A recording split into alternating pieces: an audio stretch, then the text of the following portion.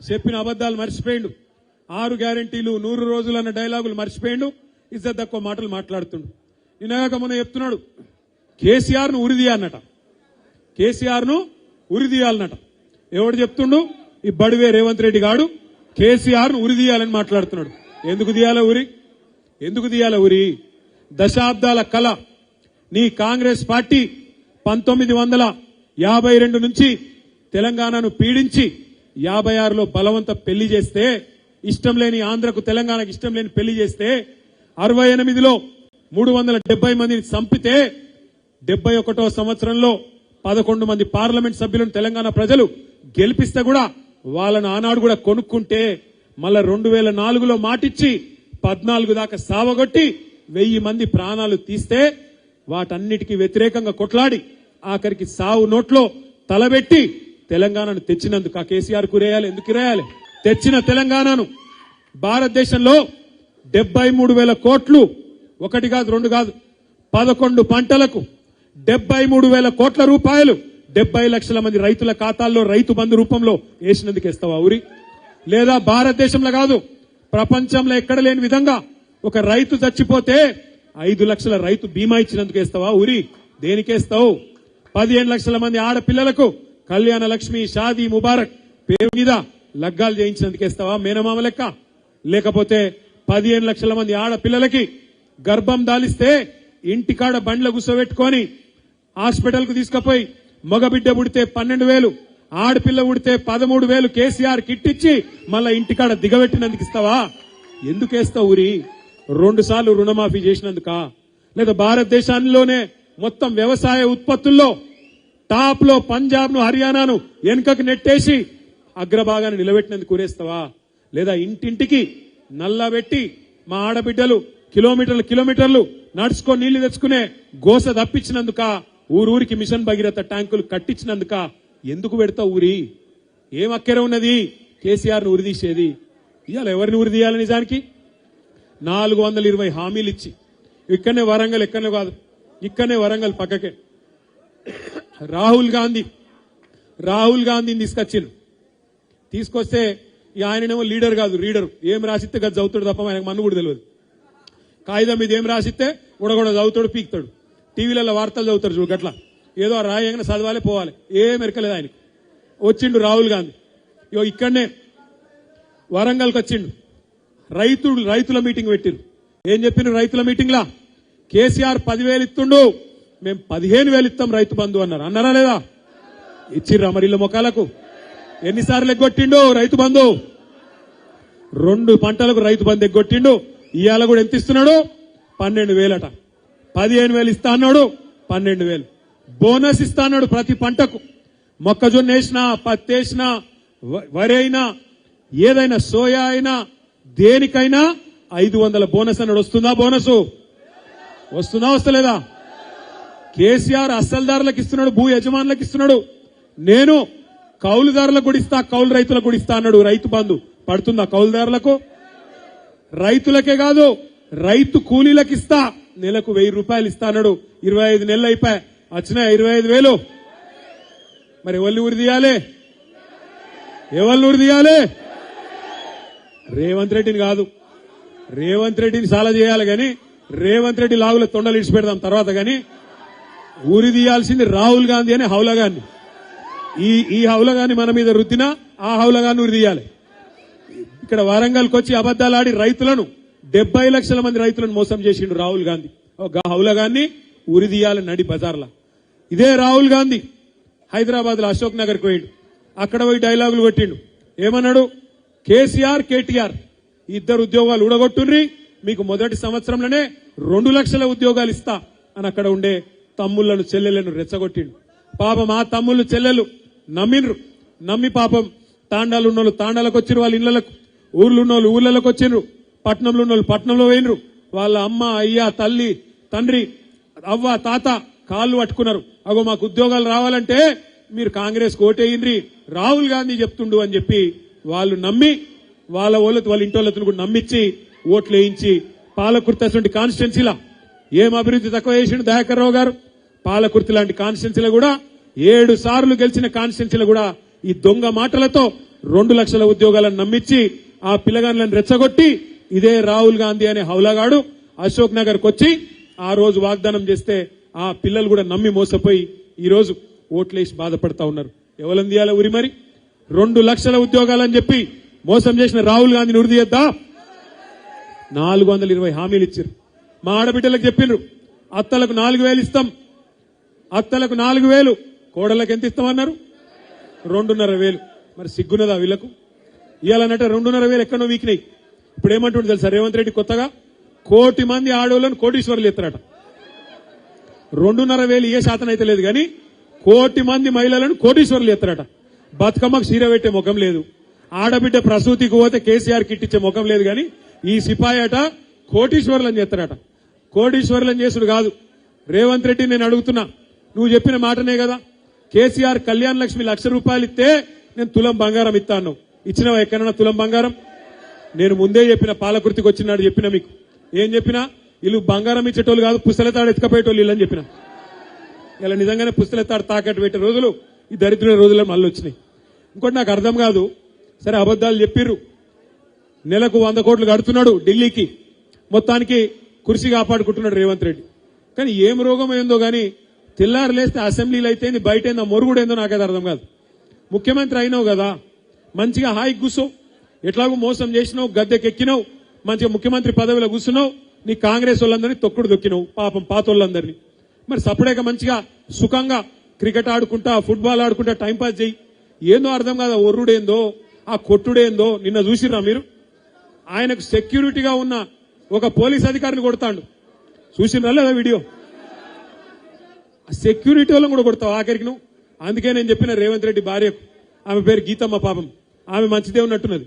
ఆమె చెప్పిన, గీతమ్మ ఈయన ఎక్కదా కొరుతాడు, మరి ఎందుకు కొరుతుండో మాకైతే అర్థమైతే లేదు, నువ్వు అర్జెంటుగా కట్టేయి, లేకపోతే ఇప్పుడు ఒరుతుండే రేపు కరిసినా గరుస్తాడు పిచ్చిలేసి అని చెప్పిన. నేను నిజంగా కూడా ఏంది ఆయన బాధ ఏంది?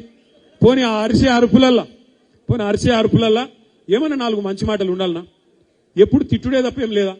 ఈ ఏడుసుడు మళ్ళీ ఏడుపు ఎందుకో అర్థం కాదు. ఏమంటాడు, నేను గుంటూరులో చదువుకున్నా అని ఏడుస్తాడు. అరే నేను గుంటూరులో 1991లో చదువుకున్నా, అప్పుడు ఇంకా ఉమ్మడి ఆంధ్రప్రదేశ్ ఉండే, అక్కడ ఇంటర్మీడియట్ చదువుకున్నా. మా అమ్మ అయ్యా నన్ను చదువుకునే దానికి పంపించారు, నేను బుద్ధిమంతులు లేక చదువుకున్నా. నువ్వు ఆవార తిరుగుడు తిరిగితే నేనేం చేయాలరా భయ్? నాకు అర్థం కాదు. నువ్వు ఆవార తిరుగుడు తిరుగుకుంటా, రోడ్ల మీద పెయింటింగ్లు వేసుకుంటా, గలీజ్ పనులు చేసుకుంటా నువ్వు తిరిగితే నీకు చదువు రాకపోతే దానికి నా బాధ్యత ఎట్లయితుంది? పాపం మీ అమ్మాయి కూడా నీకు పంపించారు స్కూల్కు, నువ్వు చదువుకోలే, నువ్వు లంగ సోపతులు చేసినావు, గిట్ల తేలి నువ్వు నేనేం చేయాలి దానికి నా మీద ఎడతాడు. ఇంకోటి అంటాడు, నేనట మా అయ్య పేరు చెప్పుకొని తిరుగుతున్నానట. బరాబర్ చెప్పుకుంటా, ఎందుకు చెప్పుకోను? మా అయ్య మొగోడు మొనగాడు తెలంగాణ తెచ్చినోడు, బరాబర్ చెప్తా. మా అయ్య పేరు, ఇప్పుడు అయ్యలు మంచి పని చేస్తే చెప్పుకుంటాం, నీ లెక్క లుచ్చ పనులు చేస్తే నీ మన్మడు కూడా చెప్పాడు. మా తాత మోసగాడు లుచ్చగాడు అని మీ మన్మడు రేపు చెప్పే పరిస్థితి వస్తుంది. మరి ఇలా నువ్వు అనుకుంటున్నావు రేవంత్ రెడ్డి, ఆయన శపథాలు చేస్తుండే రేవంత్ రెడ్డి ఈ మధ్యన కేసీఆర్ ను మళ్ళా మొలకెత్తనీయడంట. నేను ఆయన చెప్తున్నా రేవంత్ రెడ్డికి, నువ్వేంద్రా కేసీఆర్ ను మొలకెత్తనీయకపోయేది? తెలంగాణనే మొలిపించిన మొగోడు మొనగాడు కేసీఆర్. 60 దశాబ్దాలు 60 ఏళ్లు నీ కాంగ్రెస్ పార్టీ తెలంగాణను తొక్కి పెడితే మొలకెత్తదు అని మీరు విర్రవీగితే మీరు కాదన్న తెలంగాణనే ఢిల్లీ మెడలు వంచి మొలిపించినోడు కేసీఆర్. నువ్వేంది కేసీఆర్ ని పీకేది? కేసీఆర్ చెప్పు కాలి ధూళికి కూడా నువ్వు సమాధానం కాదు. ఇవాళ ఏదో అడ్డిమారి గుడ్డి దెబ్బలో ముఖ్యమంత్రి అయినవు, ఇంకో 3 ఏళ్లు టైంపాస్ చేయి. ఇదివరకు కూడా ఉండే కిరణ్ కుమార్ రెడ్డి అని ఇవాళ యాదుకున్నాడు ఎవరికన్నా? గిట్లనే ఉంటారు, ఇటువంటి వాళ్ళు వస్తారు పోతారు, ఐరాగరగాలు, అయ్యేది లేదు పీకేది లేదు, వీళ్ళతో ఊదు కాలేదు పీరు లేవది. 4 రోజులు ఎగురుడు దుంకుడు ఉంటుంది. కాకపోతే ఇక ఉంటారు కదా, ఇప్పుడు కొంతమంది కాంగ్రెస్ వాళ్ళు సర్పంచ్లు అయిన కొత్తగా, ఇక వాళ్ళ ఎగురుడు మామూలుగా ఉండదు. కొత్తగా రేబాన్ కళ్ళద్దాలు పెట్టుడు, కొత్తగా కడక్ అంగి చేసుడు, ఎమ్మెల్యే మావాడే మీకు ఎరికేనా? గట్లనే వీడు కూడా హౌలగాడు. కొద్దిగా ముఖ్యమంత్రి పదవి రాగానే గింత మిడిసి పాట. మేము కూడా చేసిన ప్రభుత్వం 10 ఏళ్ళు. నేను ఇంకొక మాట అడుగుతున్నా, అరే నీకు దండం పెడతా కూర్చోరా తమ్మి, కూర్చో. ఇంకొక మాట నాకు తెలియక అడుగుతున్నా, మీరు ఒక్కసారి జనగామలో ఇప్పుడు పల్లా రాజేశ్వరరెడ్డి గారు చెప్పారు, అన్నా యూరియా బస్తాలు దొరుకుతలేవని చెప్పారు. వాస్తవం, రాష్ట్రంలో ఒక జనగామల కాదు, మొన్న మహబాద్ పోతే అక్కడ గిరిజన రైతులు వచ్చి చెప్పారు, సార్ షాపులో యూరియా లేదు. మరి యాప్లు ఉంది కదా నేను అడిగిన, యాప్ పెట్టిండట కదా. యాప్ అంటే సార్ షాపులు ఉంటాయి కదా సార్, యాప్లో దొరికేది యాడికెళ్ళి దొరుకుతుంది అని ఆయన అన్నమాట. ఇప్పుడు షాపులో లేదు, యాప్లో లేదు, కొత్తగా కార్డు అట, గ్యారంటీ కార్డులు అయిపోయినాయట, ఇప్పుడు యూరియా కార్డు అట. లోపల సరుకు ఉంటే కదా, లోపల విషయం ఉంటే, లోపల ఏమైనా ఉంటే యాప్లా యూరియా దొరుకుతుంది. మరి కేసీఆర్ గారు ఉన్నప్పుడు ముఖ్యమంత్రిగా ఈ యాపులు షాపులు ఈ బాధ మనకు లేకుండా ఎందుకో? ఎందుకంటే కేసీఆర్ రైతు, రేవంత్ రెడ్డి లెక్క రియల్ ఎస్టేట్ బ్రోకర్ కాదు. అందుకే రైతు కాబట్టి, రైతు కష్టం తెలుసు కాబట్టే కేసీఆర్ గారు రైతుకు కష్టం తెలియకుండా మీకు టైంకు నాట్లేసే టైంకు మంచిగా మీ ఫోన్లన్నీ టింగు టింగు టింగు అనుకుంటా రైతు బంధు పడుతుండే. ఇవాళ ఎక్కడ కావాలంటే అప్పుడు టైంకు ఎరువులు, టైంకు విత్తనాలు కేసీఆర్ ఉన్నప్పుడు తిప్పలు లేకుండా ఉండే. 24 గంటల కరెంటు బ్రహ్మాండంగా వస్తుండే. ఏ టైం కావాలంటే ఆ టైంలో మోటార్ నడుపుకునే అవసరం ఉండే. లో వోల్టేజ్ ఎన్నడూ లేదు కేసీఆర్ గారు ఉన్నప్పుడు. బ్రహ్మాండంగా రైతుకు కాలం గడిచింది. కానీ ఇవాళ పరిస్థితి ఏంది, ఎంత దారుణంగా ఉన్నది నాకంటే బాగా మీకే ఎరక. చేనేత కార్మికుల గురించి చెప్పిండు పల్లారాజేశ్వరరెడ్డి గారు. ఒకరు కాదు, ఇద్దరు కాదు, ఇప్పటికి దాదాపు 48 మంది చేనేత కార్మికులు మళ్లీ కాంగ్రెస్ ప్రభుత్వం వచ్చినాక ఆత్మహత్య చేసుకున్నారు. చేనేత మిత్ర అనే పథకం పోయింది, నేతన్నకు చేయూత అనేది పోయింది. ఒక్కటంటే ఒక్క పథకం కూడా ఇలా అమలు అయితలేదు. ఇక్కడ నుంచి ఒక సోదరుడు జనగామ నుంచి నాకెప్పుడు మెసేజ్ పంపిస్తా ఉంటాడు సోషల్ మీడియాలో, అన్నా మాకు చేనేత రుణమాఫీ అని చెప్పిండ్రు, రుణమాఫీ కాలేదన్నా మాట్లాడండి అని చెప్తున్నాడు. ఆ హౌస్ లో పోయి శాసనసభలో మాట్లాడదామంటే అది గౌరవ సభ లెక్క లేదు, కౌరవ సభ లెక్కున్నది. మందబలంతోని మీదవడు, ఒర్లుడు, తిట్టుడు, బూతులు మాట్లాడే ఇవాళ బూతుల సభ తప్ప అదేమన్నా శాసనసభ లెక్కుందా? ఒక్కసారి మీరు ఆలోచించాలని చెప్పి నేను కోరుతా ఉన్నా. ఇంకా ఆ సభకు కేసీఆర్ నువ్వు రా అంటాడు. కేసీఆర్ గారు ఒక ప్రెస్ మీట్ పెడితేనే నీ లాగు దడిచిపోయింది. నువ్వు కేసీఆర్ గారి గురించి అసెంబ్లీకి రా రా అంటే ఆయన గిన్న వస్తే గుండాకి అక్కడనే వస్తాడు, ఆయన పొట్టోడు అక్కడనే పోతాడు. మనం చూసినాం, ఇసంటోళ్ళని మస్తుగా చూసినాం. అందుకే మీరెవ్వరు కూడా పెద్ద ఆందోళన పడే అవసరం ఏం లేదు. 3 మున్సిపాలిటీలు ఉన్నాయి మీకు జనగామలో. మీరు మొన్ననే సర్పంచులు బ్రహ్మాండంగా గెలిపించుకున్నారు, చాలా సంతోషం. 3 మున్సిపాలిటీలు మీకున్నాయి. 3 మున్సిపాలిటీలు కూడా ఇటు 4 జనగామ, చేర్యాల, గన్పూరు, తొర్రూరు కూడా ఇళ్ళకే వస్తుందా? తొర్రూరు ఇళ్ళకి రాదు. సో మీకు 3 మున్సిపాలిటీలు ఉన్నాయి. మరి 3టికి 3 పల్లారాజేశ్వరరెడ్డి గారి నేతృత్వంలో, డాక్టర్ రాజయ్య గారి నాయకత్వంలో గెలిచి రావాలి అని, గెలిచి వస్తారని చెప్పి నేను మనస్ఫూర్తిగా విశ్వాసం వ్యక్తం చేస్తున్నాను. అయితే ఒక్క రిక్వెస్ట్, గెలిచిన సర్పంచులు, జెడ్పీటీసీలు మీకు బాధ్యత ఉన్నది. మీ ఎలక్షన్ అయిపోయింది ఇక చాలు, నేను ఇంట్లో వంట అంటే నడవది.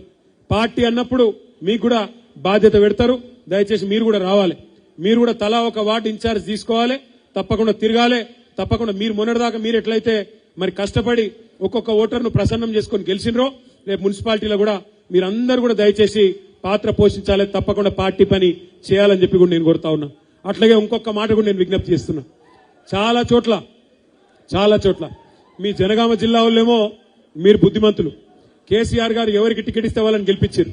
మీ నాయకులు కూడా బుద్ధిమంతులు, ముత్తిరెడ్డి గారు, రాజయ్య గారు కూడా అన్న మీరు తప్పుకోండి, మీకు పార్టీ చూసుకుంటుంది భవిష్యత్తులో అంటే తప్పుకున్నారు, కలిసి పనిచేస్తున్నారు.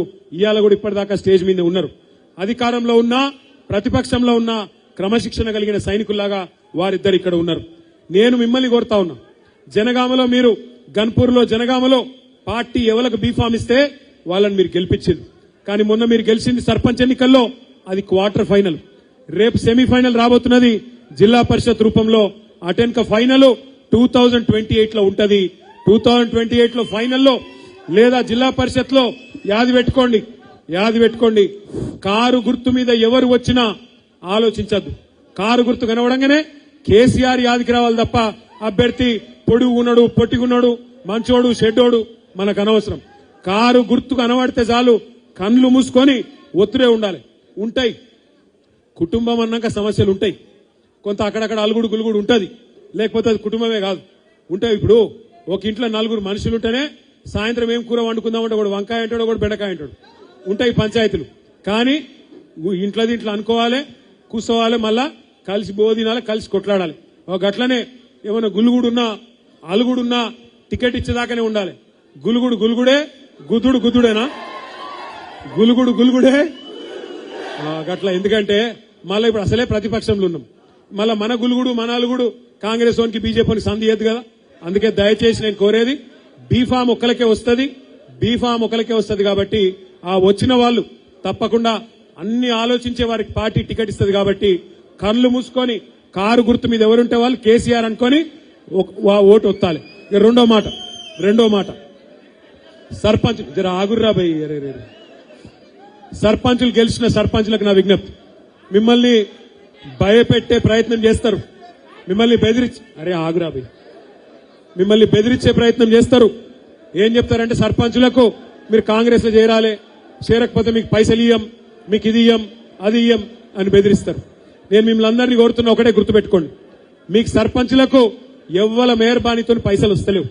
ఎందుకంటే ఒక నియోజకవర్గానికి ఎమ్మెల్యే ఎట్లనో, రాష్ట్రానికి ముఖ్యమంత్రి ఎట్లనో, గ్రామానికి సర్పంచ్ కూడా అట్లనే. కాబట్టి మీకు ఎవ్వల మేయర్బాణి అవసరం లేదు.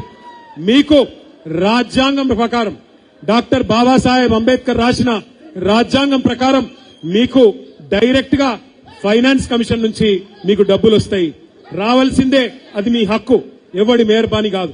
మీ ఖాతాల మీకు కేంద్ర ప్రభుత్వం నుండి, రాష్ట్ర ప్రభుత్వం నుండి వచ్చే పైసలు ఇప్పించే బాధ్యత మాది. ఎందుకంటే అవసరమైతే సుప్రీం కోర్టు కన్నా పోతాం, కానీ మీకెవ్వలకు కూడా మీకు రావాల్సిన పైసలు ఇప్పించే బాధ్యత మాది. ఇలా కాంగ్రెస్ మేయర్బాన్ లేదు, బీజేపీ మేయర్బాన్ లేదు, ఇవ్వలేదేం లేదు. పల్లా రాజేశ్వరరెడ్డి నాయకత్వంలో, దయాకర్ రావు గారి నాయకత్వంలో, రాజయ్య గారి నాయకత్వంలో మీరు నడవండి. తప్పకుండా మీకోసం పార్టీ సుప్రీం కోర్టు దాకా కూడా అవసరమైతే కొట్లాడి మీ నిధులు మీకు ఇప్పిస్తుంది. ఎవరు భయపడొద్దని కోరుతూ ఇక ముంగట ఆగురా పోయి దండం పెడతాం. తర్వాత పేరున మళ్ళొకసారి మీకు ఆకలి అవుతుంది, నాకు అర్థమైంది. ఇంతకంటే ఎక్కువ మీకు ఇక ఇబ్బంది పెట్టకుండా జై తెలంగాణ.